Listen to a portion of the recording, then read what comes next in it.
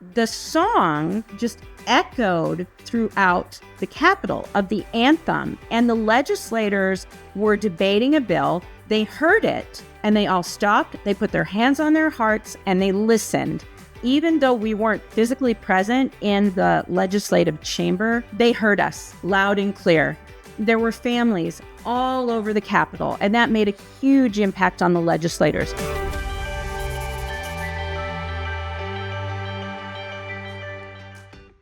Welcome. It's the Colorado Homeschool Podcast, interviewing experts, parents, graduates, all here to help you navigate this incredible journey called homeschooling. And if you're looking for resources, tips, and help, go to CHEC.org. You'll find what you need. In the meantime, subscribe, follow along. Well, hello and welcome. We are so glad to have you. I am your host, Kashia Davis, and we are going to meet Colleen Enos, our brand new Director of Government Relations. We are super excited. Colleen jumped right into the deep end. She's been with us for just over 5 months when we recorded this. So Colleen, welcome. I'm so glad you're here with us. Can you introduce yourself to the audience and just tell us a little bit about your homeschool history and what brought you to this role? I can. So I have been homeschooling for 30 years. That's a really big number. I have 8 children, and I started homeschooling when my oldest son was like 4 and a half. So he's now 35. So I've been homeschooling a really long time. In the midst of that homeschooling journey, with my 8 children, I started to coach speech and debate, Christian homeschool speech and debate. And I did that for 17 years. And so that got me into the news, into politics, into policy from current administrations, teaching kids how to communicate, all of those things. And so when I graduated my twins last May, the number 7 and 8, I graduated them in May of 2024. Then I was getting them ready for college, shipping them off. I had some extra time on my hands. That's how I got started with CHEC, and everything started on January 1st. And the legislative session started on the 8th, 7 days later. So you really did go right into the frying pan. Yep. Yes. I love it. Well, let's talk about that. Gosh, I'll tell you the truth is, as I've been working with CHEC, I have always been politically engaged. I feel like we should know what's happening in our community. And anybody who's ever heard me hears me say this. I think we are here for such a time as this. Like, the Lord placed me in Colorado in this crazy liberal climate, and I want to be faithful to do whatever he's called me to do, right? So, but my role at CHEC has really pushed me more into understanding what's happening with the political world and the environment that's facing our families. So let's start there. Like, we have had, I don't know when CHEC started having a Director of Government Relations. Obviously, Carolyn Martin was the one who did it for years before you. And Carolyn still is around. She's just working in a different capacity at the Capitol. So tell me about why you think this is important for us to have a Director of Government Relations and really what that role looks like. Yeah, that is a great question. I think as homeschooling Christians, it's so important for us to know what's going on in our state. And really, if someone isn't at the Capitol tracking what's happening with policy and with the legislature, we actually don't know what's happening. We just don't know. We're uninformed, and we're not able to speak to legislators. We're not able to influence policy, and we're just in the dark. And believe me, there's a lot going on there, and it's very important to just protect our freedoms to homeschool, our freedoms as parents, our religious liberty. There's just all kinds of things that are under attack in this state at the Capitol. And I'm sure it's like that in every state. You need to have eyes on what your state government is doing because, as you know, we don't have one federal homeschool law. We have 50. We have 50 states and we have 50 different homeschool laws. So every state's going to look different, and you have to be monitoring what's happening in your state. So was there anything that surprised you? Because like me, we both already started with a bent towards paying attention, but it's like a fire hose, the difference. Was there anything that surprised you when you got into the role? Because you said 8 days after you were welcomed into CHEC, you were literally thrown into the sessions at the Capitol. Yeah, thankfully, in the state of Colorado, the session starts out with kind of reports from different agencies in the state government.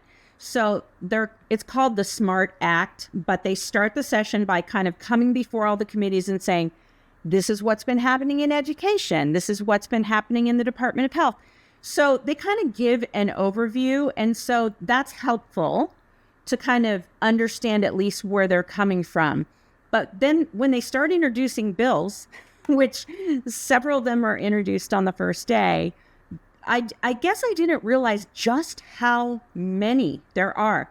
So in the state of Colorado, there are 100 legislators. So there's 65 representatives in the House of Representatives in Colorado, and there are 35 senators in the state Senate. So that's a total of 100 legislators.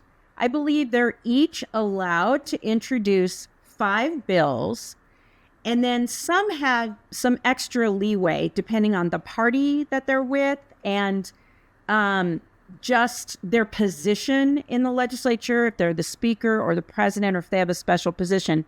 So, yeah, so you're talking a base of 500 bills going up to between 600 to 700 bills. So it's a huge quantity of bills. They start out at the beginning, introduce a whole bunch, and then a few weeks later, they'll do it again and again and again. And so it kind of goes on like that until you get to April, when they're starting to run out of time because the session ends the first week in May. So just the quantity surprised me. So many bills. And then knowing where to find things. I remember Carolyn telling us last year that there was a senator who normally would oppose. It was the non-legal name change last year, and he didn't even know about it.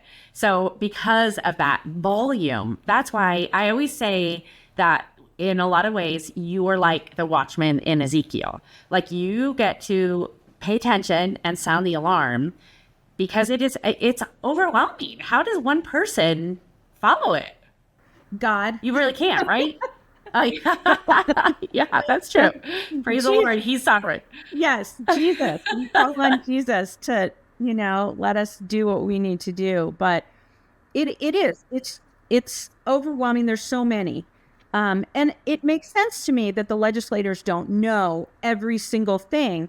They're assigned to committees. So they're getting information on the specific committee that they're assigned to, but they may not know what's going on in other committees. So, yeah, so it's just challenging. And it was challenging to try to meet everyone. And I could only, meet a certain number who I was interacting with on the education committee. But also in both, and those are different committees. There's one committee in the House and there's one committee in the Senate. So there's multiple people. But as the session wore on, I realized that a lot of the bills that happened this session were in the Health and Human Services Committee. They were focused on gender-affirming care and rights and also abortion. And so they were more concentrated there. So, yeah, it's just baptism by fire. But, I love a good challenge. So it was fun to learn. I think you're amazing, Colleen. I really appreciate that you jumped in with both feet and immediately started running. And I think it's vital. I think that is why, our tagline for CHEC is defending your family's freedom, helping you homeschool with confidence since 1990. Well, we lead with defending your family's freedom because it's so important. And you said it from the beginning, we don't know. I mean, try to follow what's happening with the bills in the media. Impossible. And I feel like even the people downtown don't know. The people at the Capitol don't all know, as I just demonstrated, right? So, well, I want to be positive because I do really, like I said, I feel like we're here for such a time as this, and I'm so happy to be working with you. And we're going to be doing whistle stop tours where we go through the state of Colorado, and you'll be giving more specific report about some of the things that we're seeing and the flavor and the tone of some of the attacks. So I'm really looking forward to that. But for now, can we talk about where you saw the hand of the Lord, like some sovereign, really cool things that happened from the session? Because it has a tenor, or at least from my perspective, it seems so negative. Yeah, it can seem that way because we're on the front lines, right?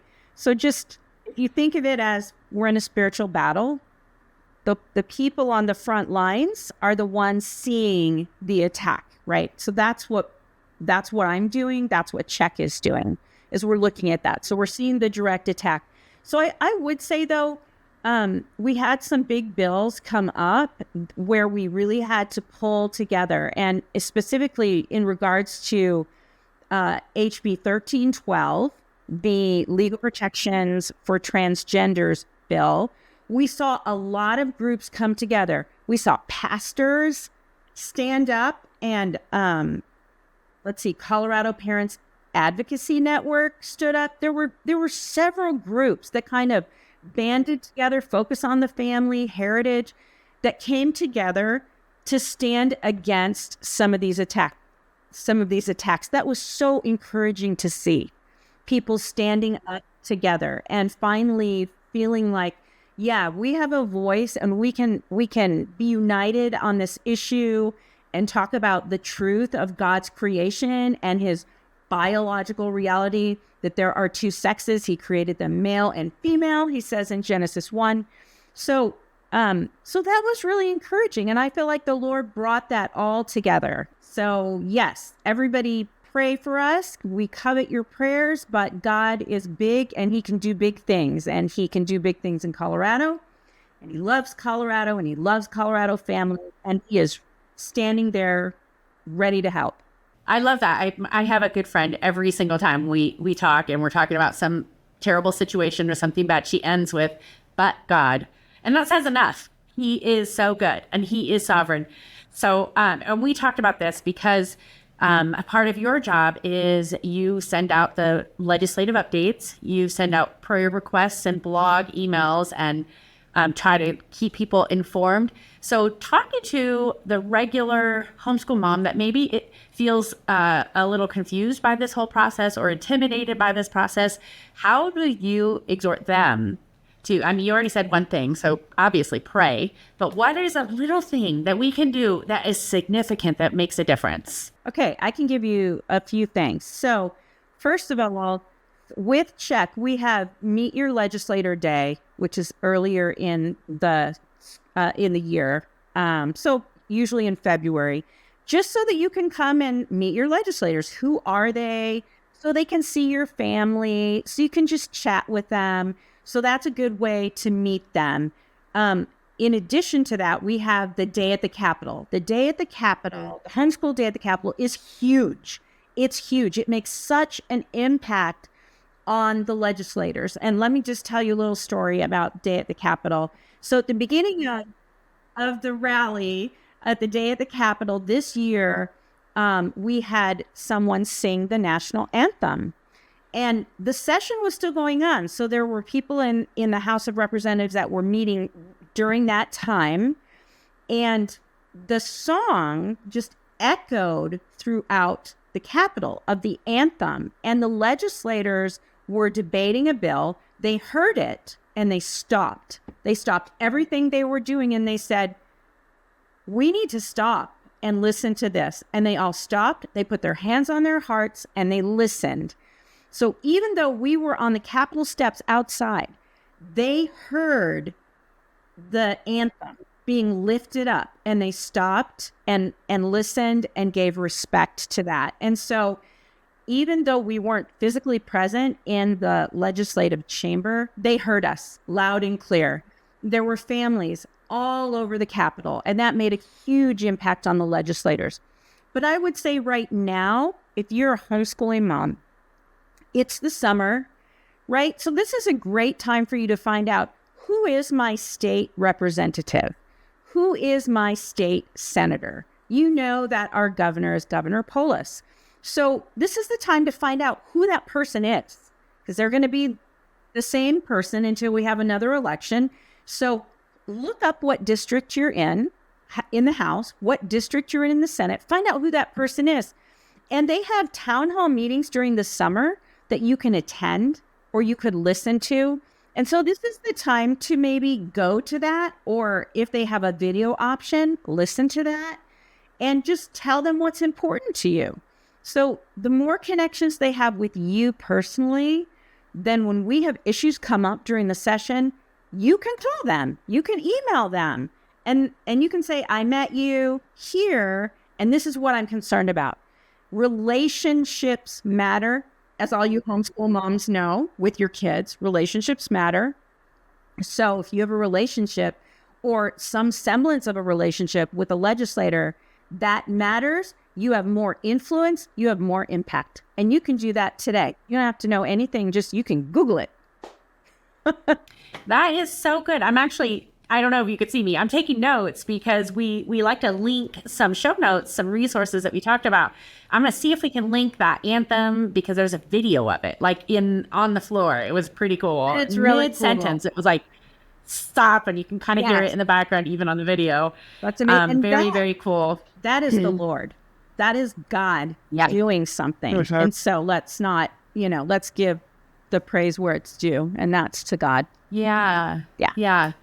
I love it. And so, Colleen, we were talking before we started recording about sometimes in Christian circles, there's this hesitancy to get involved or to speak out against it. And I was so encouraged by the Fight 1312 because that was in reference to that bill that the Kelly Loving Act, but that brought together pastors from across the state. And we don't see that. And so having that unity where we're fighting evil and speaking up, it was so encouraging. But what would you say to the people who are like, yeah, well, I just need to let whatever happens happen?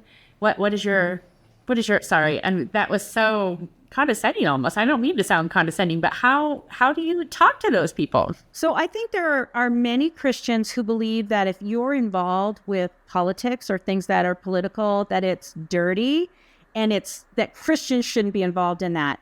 And let me just say, the kinds of bills that we saw coming down the pike were moral issues, not political issues. They were moral issues. And so if you believe that God created them male and female and that what he created was perfect, that is a moral issue. So we're talking about blurring those lines with our kids and saying, no, there's something wrong with you. God made a mistake. You're not what you're supposed to be. And that is not true. That is not what God said. He made every person perfectly in his image, in the imago Dei, the image of God. So these questions that we're seeing at the Capitol, and even as parents, that we have the right to raise our children, we have the right to educate our children. These are things that came from God. Those are God-given rights. They supersede any federal constitution or state constitution because they are God-given. And that's the point here.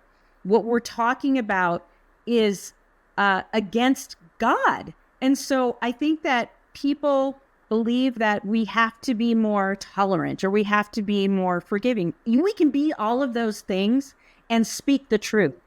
And so what he says, right, in Ephesians is to speak the truth in love. But he doesn't say be silent. He doesn't say run the other way. He says speak the truth.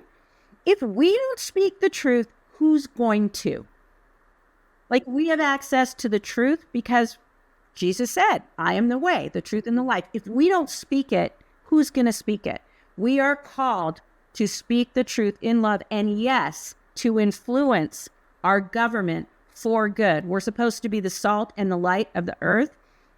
What's the point if we're not trying to purify the culture because of our presence, because God gives us that charge? So I would just call on every Christian to think about that, to pray about that, and to ask God what you can do. And it doesn't have to be go read all 500, 600, 700 bills. It is find a trusted resource. It is, that's why I love that we have you, Colleen, because you really are seeking out these things that you draw attention to. You're shining the spotlight on it, even to the legislators who don't necessarily know.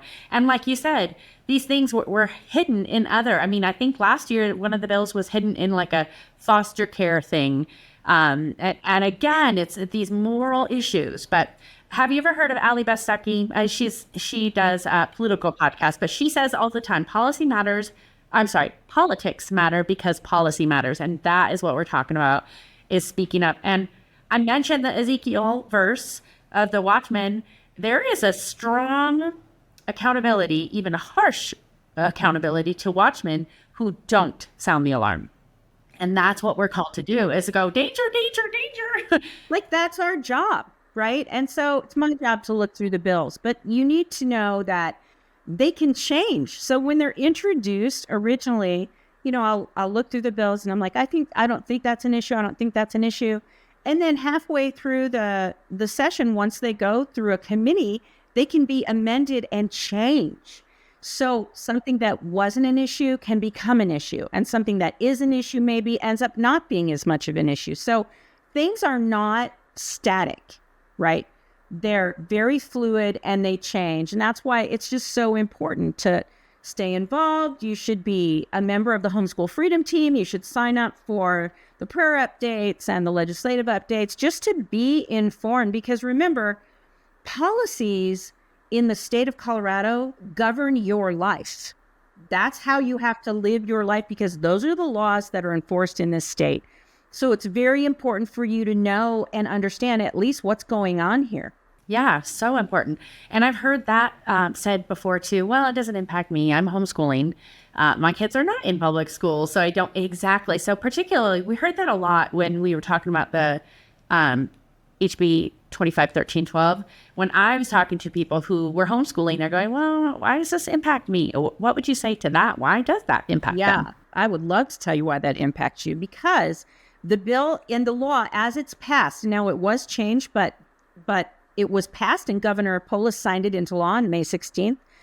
In the bill, it defines what a chosen name is. So a person's chosen name, let's say they want to be called something different than something that reflects their God-given status. So their chosen name is required to be used in places of public accommodation. You might say, well, what does that mean? What's a public accommodation? It's any place but your home and your church. Any place of business, any grocery store, any public place is a place of public accommodation. That includes private schools, right? It includes private schools. It includes Christian schools. So you can't say, well, we do this or we do this, and so we're excluded from that. I think your children are going to be out in public. I think they're going to be at a restaurant.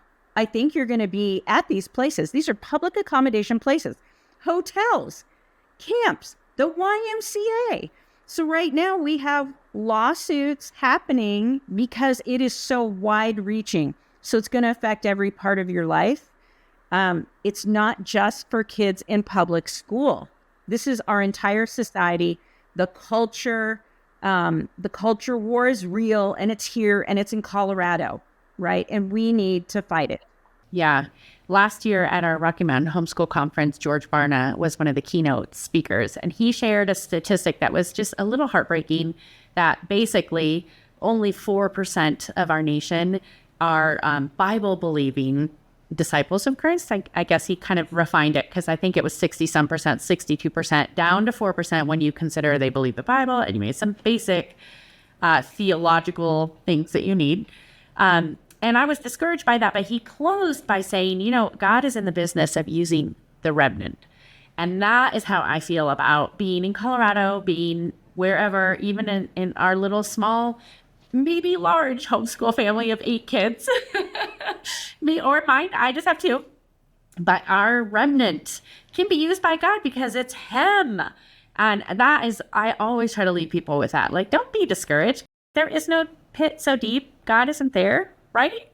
I would just love to encourage you that the young people today are becoming more and more aligned with Christian values, more and more conservative, the younger generation. So your kids generation, right? And also take your kids to the Capitol. Take them. What a great way to teach them about how government works and how important it is for them to be involved. They can learn about it, and it might encourage them in the future to be more influential, maybe to run for office. But your kids are the future, and they need to know what's going on. So especially as your kids get middle school through high school, you need to teach them about this stuff, because if you don't, the state of Colorado will. So you want them to learn from a biblical worldview, a biblical perspective, what's going on and why they should stand against it and what God says about it and how they're made perfectly in his image. And it's a lie that you were not made correctly. That is a lie. That is not true. And they can minister to those other young people, but they can't minister if they don't know about it. So you need to teach them and bring them with you, because they are the future. They are the future salt and light, the Christian generation being raised up today. Yeah, I love it. And I really appreciate you, Colleen, because again, you give us, the people who don't have the time to read these bills and sift through them and try to figure out what the garbage is, you give us the language so that when we contact our legislators, we can say, hey, I'm concerned about XYZ because you told us about it. We would never have known. So thank you for standing in the gap there. It's so vital. And thanks for being a beacon of hope. I mean, we are, again, we're not forsaken. God is still on the throne, right? He's a big God. He is. Amen. I love it. So, well, thanks for being with us today. I know you were a homeschooling 30 years experience. We just glazed over that. I cannot believe it. That because of that span of your children, that's crazy awesome. That's like you retired from a career, and it was a career, right? I did. It was amazing. I would do it again in a heartbeat. It was so cool, so fun. Yeah, I love it. Well, we're closing every interview by asking our homeschool guests, what is one tip that you would put in the top? Like maybe the best, maybe not the best, but a really good homeschool tip that you would share for anybody who's just starting. What a great question. A good homeschool tip, I would say, there's always tomorrow. Persevere. You don't have to be perfect.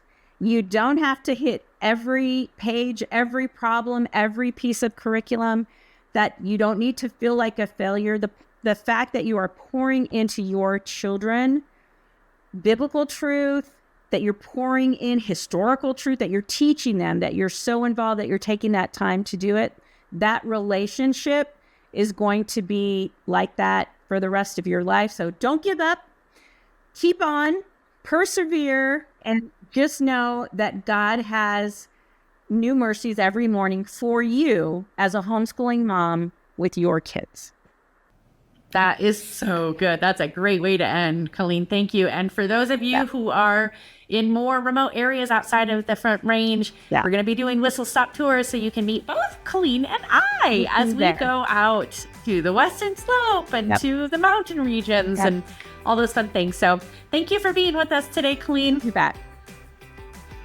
Thank you so much for joining us today. The Colorado Homeschool Podcast is a ministry of Christian home educators of Colorado. We have been motivating parents to disciple the next generation by embracing home discipleship that is Christ-centered, parent-directed, and free from government control. We invite you to join us in this mission. If you want to support homeschooling in Colorado, go to CHEC.org/donate. In the meantime, share this with your friends and make sure you subscribe. That really helps us. Thank you.